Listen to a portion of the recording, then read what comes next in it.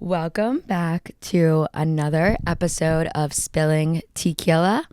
My name's Ariana Cantor, and I am your host forever, for today and forever. I'm going to get a blanket for cold, for chilliness, and for comfort. I have like a comfort blankie, which is fucking lit because two things. We're coming in hot and heavy. I recorded a whole episode, and the episode was, in my mind, trash, but I was like, let me watch it back to confirm that, because sometimes I think that and then I watch it back and I'm like, Ariana, we just have to get stuff out there. We can't be perfectionist. But I went to watch it back and the audio was completely fucked. So that's never happened to me before. That was the universe giving me a sign that that episode was trash. So now I just feel so aligned, which is great. But number two is I haven't slept. And this is like literally probably the first time that I can remember I haven't slept not on a bender. Like, I just really couldn't sleep at night. Like, my creativity's keeping me awake. I don't fucking know what's going on. But doing this episode on no sleep, and it's a retake. That is some hard work and effort. I'm putting in my hours.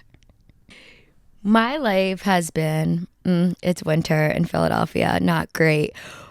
But the Eagles are in the Super Bowl, and that's incredible. So incredible. Like, I am hype as fuck. Although,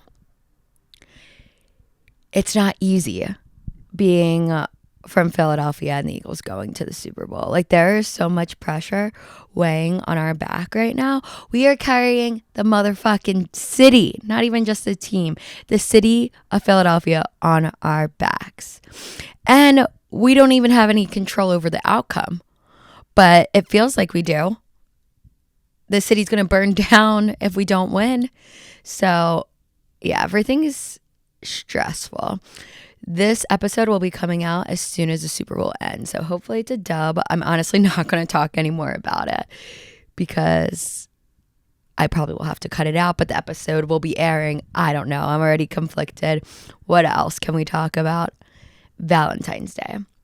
Valentine's Day is going to be coming up this week. I am single as fuck, and I'm here for it. Like, I've said this before with Christmas. I love gifts. Gifts are my love language. I like the special occasion stuff if I'm in a relationship.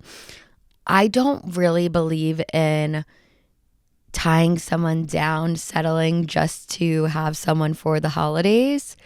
Like, I'd rather go without, because I have been in relationships before where things were so messy around the holidays. And yes, I'm including Valentine's Day in a holiday because it is one for relationships, for love. I've been in relationships where I'm like, damn, the holidays come around and this is when you know the relationship isn't it, because you're not even happy around the holidays. Like, you're figuring out how to get out of the relationship, but like maybe you're posting a picture on social media because you're going to pretend like things are good because it's like normal, you fit in, but you're not fitting into your own life. You're just doing it for the aesthetic of being in a relationship. So fuck that. Until I have what I am seeking, it's just not going to be it. I remember probably my worst Valentine's Day, or my most juicy Valentine's Day story. Let's do that. Was when I was dating my ex-boyfriend from some time ago. And we dated for a few years. And this was our last Valentine's Day together. Thank God. And my friend just got broken up with. And it was a friend that I made after I was in the relationship. So I was I was friends with my boyfriend at the time longer than I was friends with this girl.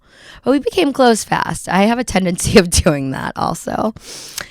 And she was getting broken up with by actually his friend. Whatever. Long story short, he finally gets me the necklace of my dreams in my early 20s.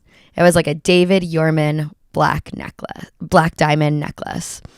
And I had only been asking for it and wanted it for a while. And when it was the Valentine's Day that I had to be done, he gets it for me because I'm done. And I went and spent Valentine's Day with my friend who was getting broken up with. And it was just a mess. Like, I finally get the gift I want. And I feel bad for this guy who was my boyfriend at the time, who was being an asshole to me. So I shouldn't have felt bad for him. But I did because I have a heart and I shouldn't. Fuck my heart. And I feel bad for my friend. And then I'm getting bitched at because my boyfriend at the time finally thinks that he's doing something good. So he wants all the recognition. But I'm like, you've been shit for the last 3 years. So I'm going to go be here for my new homie who I just met, who's getting broken up with by your friend who did her dirty. So I will sit all the Valentine's days out until my stories aren't like that. Until my stories are all aligned. Like, I get the necklace and the boyfriend who's so supportive. I got a lot of shit for that one, but it was okay because the relationship was over. But I hope everyone that is not celebrating Valentine's Day fucking enjoys it. It's a day of love. Love yourself for the day. And then try extending it after. See what that does for you, okay? Today, I want to talk about something that I talked about in the first recording, and I was questioning myself if it was a good topic, but the irony is the topic is questioning yourself. So I had to check myself because I'm about to speak words of wisdom and try to school everyone on why they shouldn't question themselves, and I was questioning myself. Yeah, so I needed that lesson. Now we're going to create a bomb-ass episode. The way life feels when you aren't questioning yourself and you're not surrounding yourself with people who make you question yourself is fucking beautiful, glorious, gorgina. Fucking good. I'll take it. Spectacular. Give me 14 of them right now. Remember, I haven't slept, so like I'm a little delusional, but we're rocking with it. It's the authenticity. You're going to love every version of me. I would say I questioned myself for a majority of my 29 years so far, but now I'm on the journey of not questioning myself. And there's still moments where clearly I attempt to question myself, but that's just a part of the process. I override the thought and I build more self-confidence. It really begins with trusting yourself, and that's something that is difficult to do. It's really hard to do in the beginning. You have to take the initial risk of believing that like what you're feeling and thinking inside is okay and it's normal and you can't change it, so you just got to fucking own it. I feel like the more you do that, the more the people that question you come to light. Another way to figure them out too is by hitting rock bottom. People that are questioning you, making you question yourself, just hit a rock bottom moment. Go off the deep end a little bit. Take a risk on yourself. And they will be nowhere to be found. Actually, they will be somewhere. They will be somewhere to be found, not in your corner. They no longer will be making you question yourself. They will have fully advanced to the other side of judging you and acting like they don't fuck with you. So if you're questioning yourself because people are around you, run for the hills before they're on the other side. They're going to go on the other side regardless, and they're going to judge you. Just run for the fucking hills.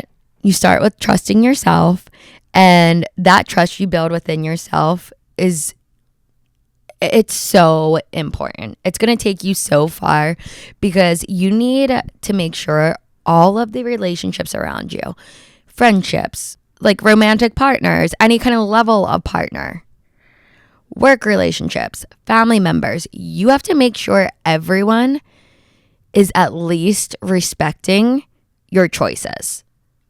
That you don't have to explain yourself, that you don't have to leave a conversation wondering if what you're saying is normal.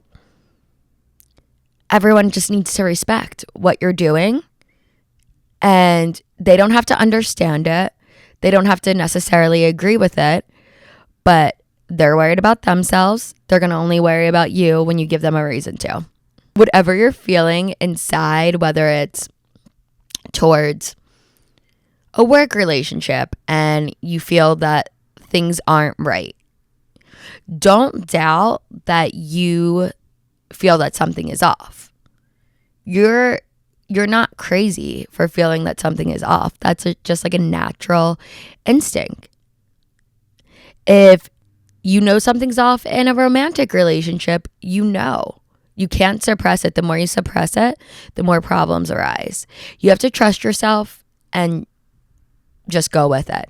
If you think shady shit's going on in a friendship and you're questioning yourself, or you feel that vibe of the friend being bitter and judging you, or just feeling like they don't want you to grow, whatever fucking version of the story it is,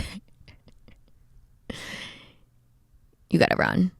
And you know when it's happening.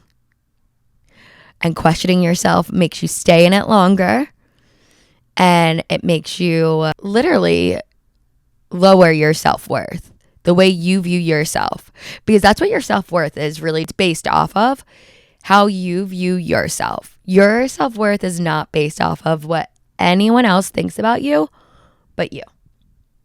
Can you sleep at night? Do you think you're the shit? Do you think you're funny? What is your best skill set? What is your toxic trait? I can answer all of these things. I'm great in some ways and I'm fucking crazy in other ways. But I am at least on the journey of trusting myself more and more every day, because I don't think anything in life is ever 100%. I think everything is always a work in progress. Just be grateful that you're not at the point where you're questioning how to start working on yourself. If you're working on yourself, you're in the clear. That's it. You just need to get over to that side. And the mistakes happen. We're not our mistakes. Shit happens. It's life. You keep it moving. You figure out the tools to keep working on yourself. And that's what you keep doing. But back to questioning. I have had friendships that made me question myself in many ways. Just this past summer, I had a friendship where a friend at the time was going through a horrendous breakup, but we'll get to that part. She lives in a different city, and I went to go visit her because she wanted me to come and visit and be there for her. And I am like such a ride or die friend. Like, I show the fuck up. I do it without even expecting anything in return because it's something I want to do. Hence why I have a podcast. Like, I want to help. So this platform's a little bit more healthy than me going and trying to help everyone individually. We'll bring a group together. Let's make a group text. I'm kidding. Not kidding. Let's make a group text. But back to the story. I go to this other city to go and visit my friend because she asked me to come visit. I do not have a job at this point. I just moved back into my mom's house. I really am not on the like great financial side, but I'm like, I'll go be there for a friend. And I go be there for a friend, and I go for a week, and honestly, it was a fucking roller coaster of a week. But it's like one of those moments where you're like, my friend's going through a breakup. I don't care what happens. I just have to be there. Like, we've all gone through breakups before, and we're not the best version of ourselves. Unfortunately, once I left the trip, my friend at the time had me questioning myself for showing up for her as I did, because she went right back to the boyfriend. She went right fucking back to him. And I hope she's still not with him. I don't really know much because we don't talk anymore. But she made me question so much of myself. That was a really big lesson that I learned. And I feel like I should have learned that lesson already before, because that's not the first time it happened to me. But being at the point I was at in my life, like, I went out of my way, which I didn't mind doing. I'm not in the best place financially where I want to be in life. Anything. Like, I was just at a point where, like, I am taking so many steps back to reset, to get my life together. Like, I need to be there first for myself. And I go and be there for my friend, and she has me questioning myself. So I really saw things in a different light. And I think it's also just happened one too many times where I needed to look in the mirror and be like, Ariana, get it to fucking together, because this can't happen again. Like, you can't surround yourself with people that allow you to question yourself. And I do blame the relationship, but at the same time, I think everyone needs to be held accountable. That includes me. I need to read the warning signs. If I feel like if I'm talking to a friend and I feel like I'm questioning myself even a little bit, I need to take some steps back. That's probably not the person I should be going out of my way for. That did not feel good. And it was not the first time. Now, questioning yourself in relationships. I feel like anytime I've broke up with a significant partner, like a romantic partner, it's because I start to question myself and question the relationship. And then it's a hard choice you need to make, because there's a very fine line, I feel like, when it comes to questioning your relationship. Like, I feel like there's a little piece of it that's normal as a human, thinking, is this what I want to do for the rest of my life? And this is who I want to be with. But then you realize the answer is yes. If you can't recognize that the answer is yes, and you're just fully questioning it, it's not fair for yourself or the person you're with to remain in it. And the uncomfortable thing is to get out of it. But the comfortable thing is, weirdly, to stay in it and be unhappy, because you're scared to make a hard choice and you're scared to take a risk. And it is scary. It's fucking scary leaving a relationship. I struggle with leaving a relationship. My last relationship, it took me like 3-4 months to really go through with the breakup. It's just not easy, but it was not fair for me to stay in it when I was questioning it. And I feel like that applies to anything. Even a friendship. I work on compassion with my friends, and it's something I work on all the time. I need to be more compassionate. And compassion is like recognizing not everyone's going to be at the same place at the same time. And that really helps me with not questioning what any of my friends are doing. Just understanding we're all at different directions, different places. Not everyone recognizes to do that and has that skill set. So some people don't understand what you're doing, or they expect you to be doing more or be more ahead at a certain thing than you are, or more advanced just mentally. Then it comes at it like you're judging someone, which in return makes someone question themselves. And that's not fair. I actually did have a friend that really couldn't learn to love herself. I've been there before, so I could relate to it. And it was really difficult to be compassionate there. And I feel like there may have been times where I made her question herself, and that's not necessarily fair or right. It's better to remove myself from the situation, because it was just so hard to watch. It winds up affecting you, because they're constantly coming to you with their problems. And I do feel like your friends' problems wind up becoming your problems. I take them on. I take my friends' problems on. I don't put their problems before my problems. My needs need to be met first. That's why you need to be so careful who your friends are, who you take in, because it is something that you're caring for, and you need to care about their life, and you need to be there for them, and vice versa. So If you're friends with someone who isn't caring about themselves, it's really difficult to care about them.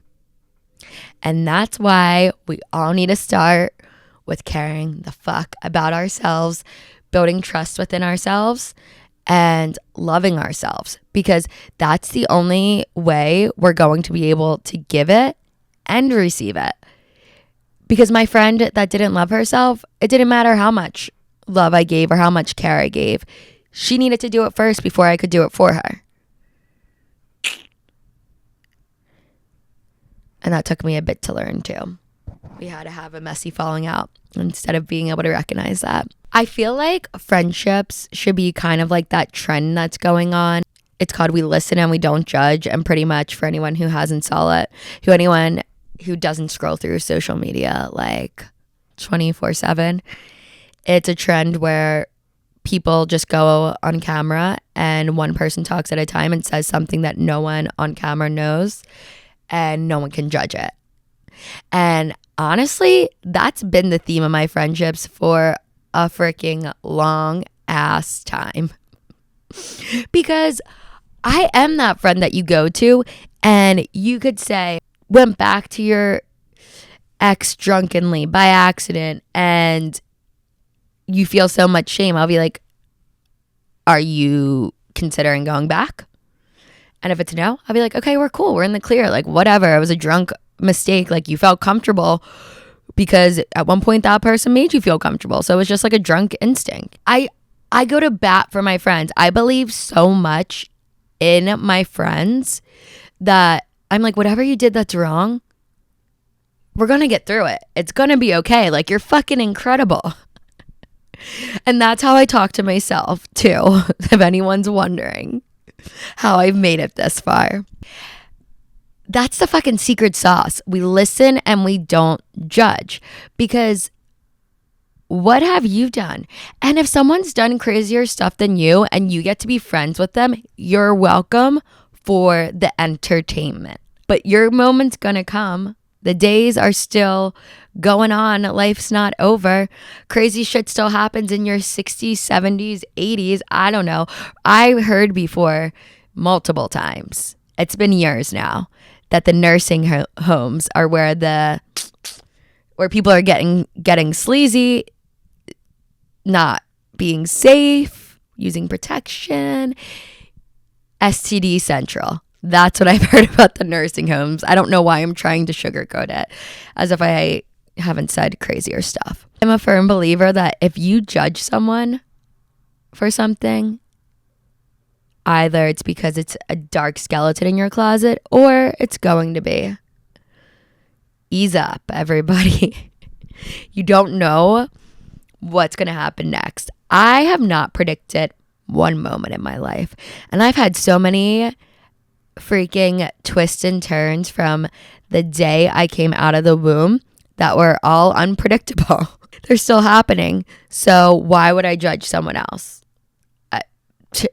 Life is out of our control at this point. All we can control is trusting ourselves and making sure that we're surrounding ourselves with people that allow us to trust in ourselves more and don't make us question ourselves. If you question yourself at the workplace,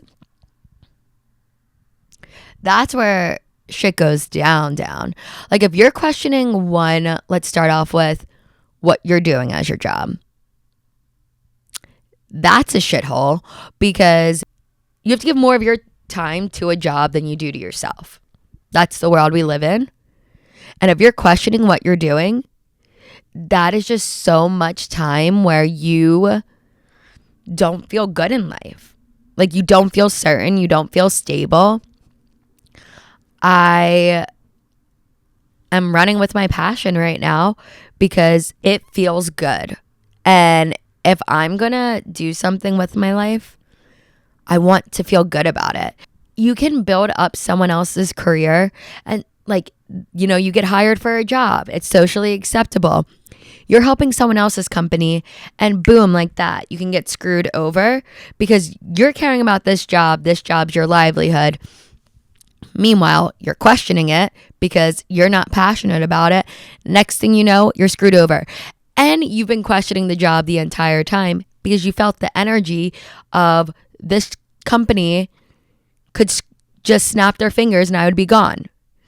And having your livelihood on the line like that, to me, that's a non-negotiable. I just can't do it. Anyone that I ever felt questioned around, it has never ended well. Let's just put it that way. I'm reading my notes and I have in caps, all caps, do not question your worth while dating. Learn what you bring to the table and own it. That's good because I could really go off of that one for a while.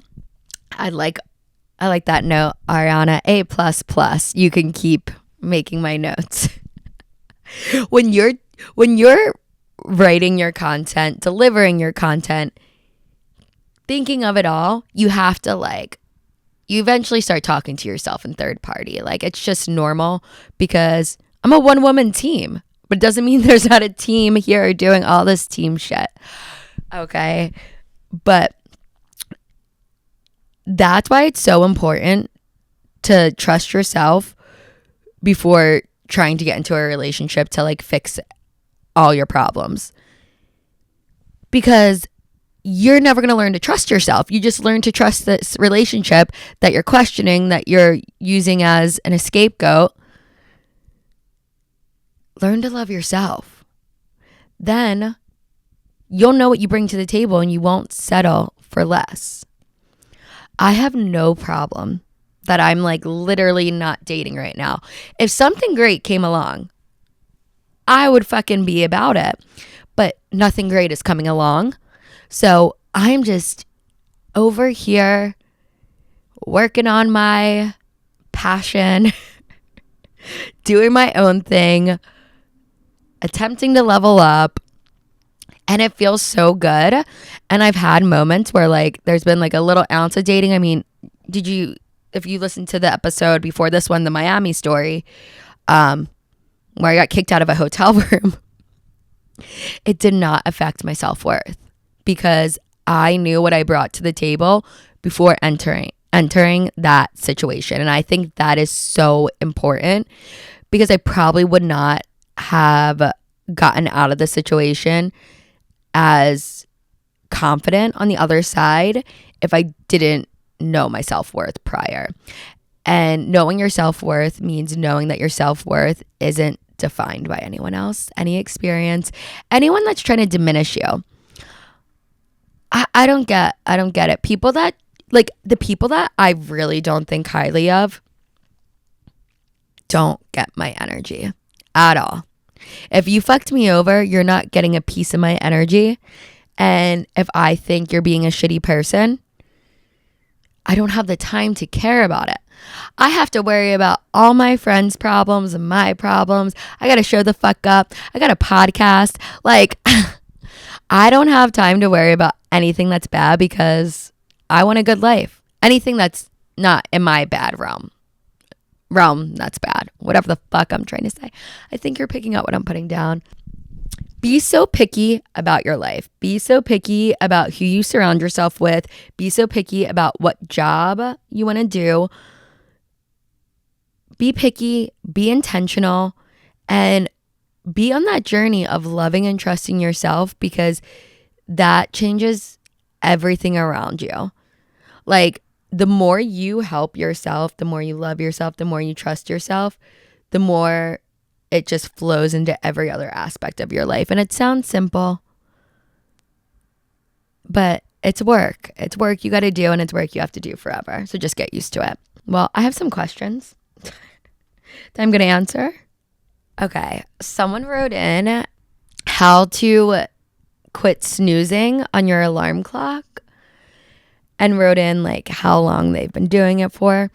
Listen, I am not a chronic snoozer, but I've definitely gone through periods where I hit the snooze button. My best advice to you is find something. This is going to be so deep, but it's true. It's my truth. Find something that makes you want to wake up in the morning. Find something to look forward to. When the weather is nice, my morning walks to watch the sunrise There is no snooze button in the world that could have me missing that. Or if I'm going to a really good boxing class at like 7 a.m., there is no snooze button in the world that is having me miss that. But if I don't have those things to look forward to, I will stay in bed a little bit longer.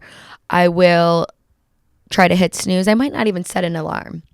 So find something you love and do it early in the morning. A guy wrote in how to stop chasing women. And I just want to say I think you should start chasing the men. At least the men in Philadelphia and a few other stragglers I've met along the way. But you have to start chasing the woman. These men aren't chasing enough. Girls are wondering if they're good enough for the guy when the men should be showing the woman their worth. And if it doesn't work out, or if a girl's a dick to you and your ego gets a little hurt, you grow stronger for the next girl and you keep it fucking going. You don't give up. Okay, men? That's my answer. What's something that's completely normal in the girl world but would freak men out if they knew about it? Let me think about this one. Probably how annoying dick pics are. Unsolicited dick pics are just not it. I can't say it enough, guys. Because guys get a nude from a girl and they're like, woo, woo, unsolicited, whatever, send it my way. This is helpful. I don't have to pay on OnlyFans today. Girls, I mean, it's different for everyone. But most of the girls I'm hanging out with have never paid for porn or OnlyFans or for a picture. So we really don't want the unsolicited dick pic. We could do without it. It's two different worlds, guys. Keep that in mind. You want the photo. You don't have to send the photo. You don't have to fuck up a girl's day like that. Unless it's someone I'm like talking to, interested in, like I do not want it. So those were the great questions for today. I feel like this was a much better episode than the first time I recorded it. So I'm excited about that. I'm stressed about the Super Bowl. I don't give a fuck about Valentine's Day. I love myself. I think we're good. We covered it all. Now, if you can just follow those instructions, well, I'll be great. Fuck yeah. I will drop another episode, same time, same place next week, but also interact with me. Interact with me, bros. Broskies. Everyone has a podcast and they say certain names to the crowd. They name the crowd. And I feel like I can't just keep saying everyone, girls, guys, broskies. Interact, broskies. Let's fuck it up. Questions, stories, whatever. Same time, same place next week. We'll spill more tequila.